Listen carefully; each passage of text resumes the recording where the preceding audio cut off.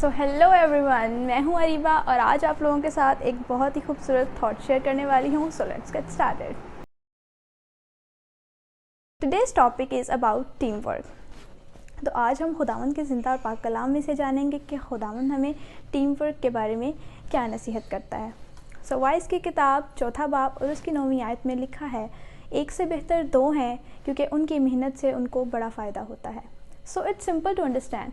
जब हम अकेले काम करते हैं या इंडिविजुअली कोई टास्क परफॉर्म करते हैं तो उसमें हमें बहुत सी हर्डल्स का सामना करना पड़ता है और वो टास्क बहुत ज़्यादा टाइम कंज्यूमिंग होता है। बट जब हम एक टीम में काम करते हैं तो उसी टास्क को हम बहुत अच्छे से परफॉर्म कर सकते हैं और कम टाइम में अच्छा प्रोडक्ट दे सकते हैं।